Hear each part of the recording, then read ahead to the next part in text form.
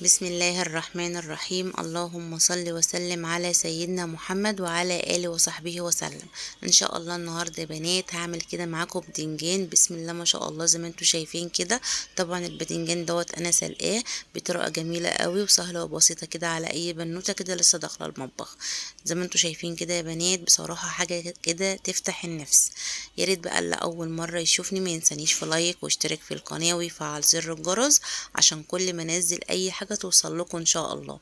يلا يا بنات نبدا بسم الله ونشوف الطريقه مع بعض. بصوا يا بنات، بسم الله ما شاء الله. ال- البتنجان معايا بصراحه زي الزبده اهوت. بسم الله ما شاء الله زي ما انتم شايفين كده. بصوا يا بنات الميه بتاعته كده بصراحه تفتح النفس والله العظيم ثلاثة. انا عايزه اقول لكم ان انا بسجل الفيديو دوت بعد ما عملته بفتره. يعني عايزه اقول لكم طعمه جميل جدا جدا جدا، وريحته بصراحه لا يعلى عليها. طبعا يا بنات الطريقه زي ما انتم شايفين كده. انا اول حاجه كده جبتها البتنجان بتاعي، غسلته كويس جدا وسبته يتصفى. طبعا القمع بتاعه اللي فوق دوت طبعا انا بشيله، بنضفه كده يا بنات.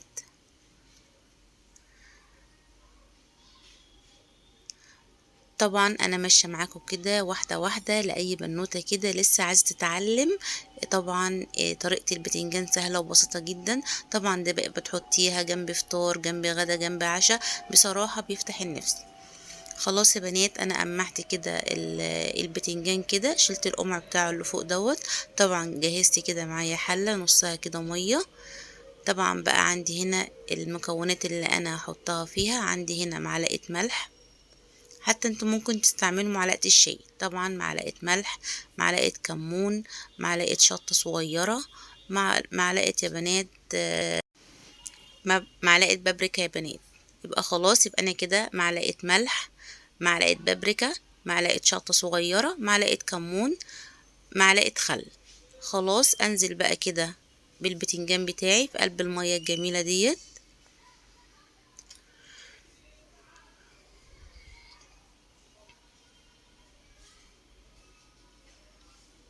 طبعا بقى يا بنات انا مش هسيب كده البتنجان كده عايم كده على وش المية. طبعا انا عندي طبق كده بتاعي، طبعا بقى صيني بايركس، اقوم حاطاه كده مثبتاه كده عليها كده بحيث ان البتنجان بتاعي ينزل في المية من تحت، واسيبها تغلي لمدة 10 دقايق.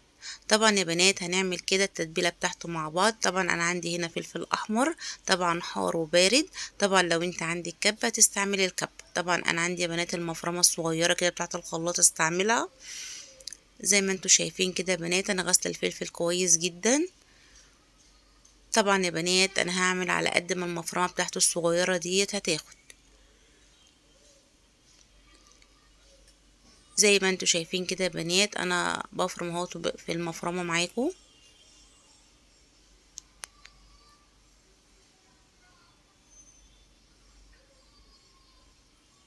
طبعا يا بنات اهيت انا وريتكم اهيت المفرمه فرمت معايا الفلفل اهوت. بسم الله ما شاء الله كويسه جدا وحلوه.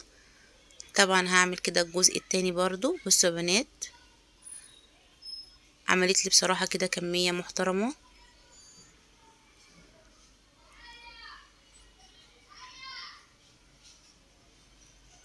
طبعا بقى يا بنات هبدأ كده ان انا احط التوابل بتاعتي. طبعا انا عندي معلقتين اتنين توم مفرومين كده.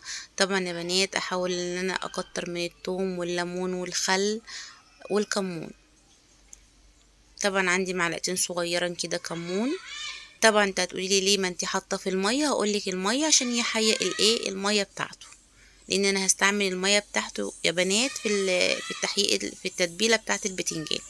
طبعا انا نزلت كده بمعلقتين اتنين توم كبار، وعندي هنا معلقه ملح كبيره، وعندي هنا معلقه كمون، وعندي يا بنات هنا حطيت هنا خل. تمام.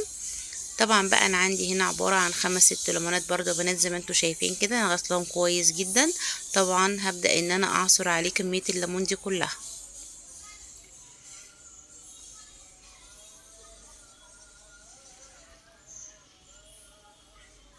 انا عايزه اقول لكم يا بنات ان التتبيله بسم الله ما شاء الله ريحتها جميله جدا. طبعا الخل والثوم والليمون مديها تست عالي قوي.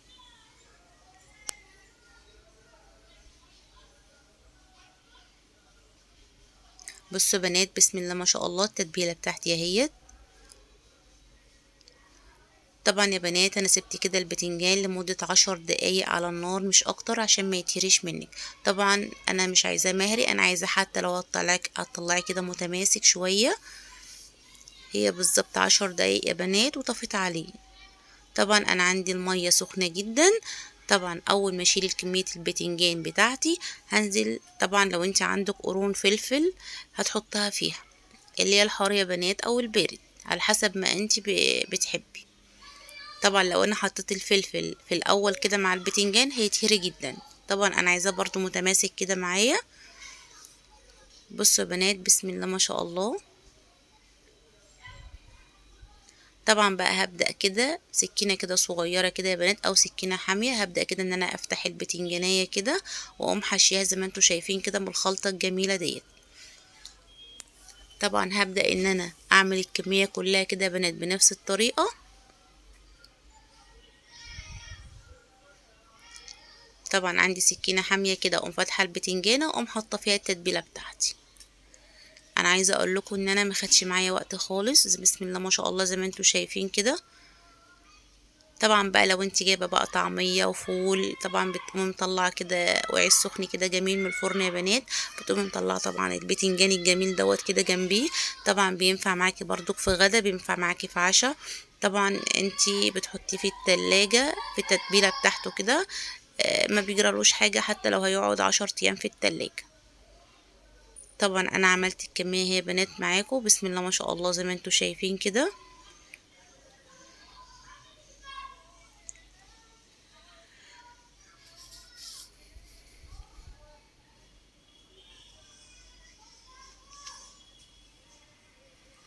خلاص يا بنات، بسم الله ما شاء الله زي ما انتوا شايفين كده. انا عندي برضو كهوت الفلفل، طبعا طلعته كده سبته بتاع 5 دقايق كده في المية السخنة.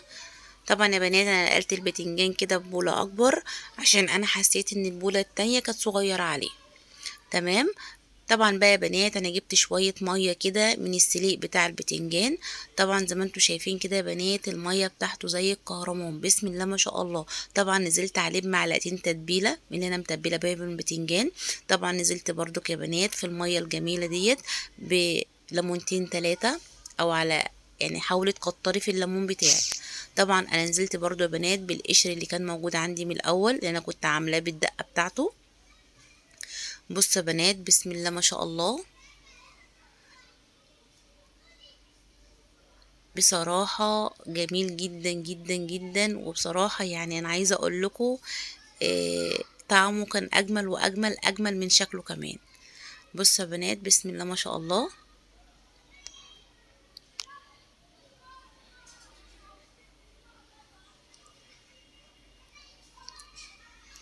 انا عايزه اقول لكم ان ما خدش معايا وقت خالص زي ما انا قلت لكم كده يا بنات.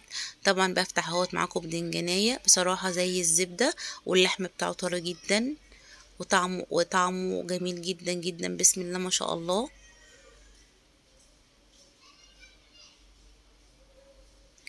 يا ريت بقى يا بنات اللي اول مره يشوفني ما ينسانيش في لايك واشترك في القناه ويفعل زر الجرس عشان كل ما انزل اي حاجه توصل لكم ان شاء الله. وبالف هنا وشفا للي شاف الطريقه وهيعمل زيها. اهم حاجه يا بنات ما تنسونيش في اللايك والكومنت الجميل اللي زيكم، لان بصراحه اللايك ده هو اللي بيرفع الفيديو معايا. اشوفكم في فيديو جديد ان شاء الله.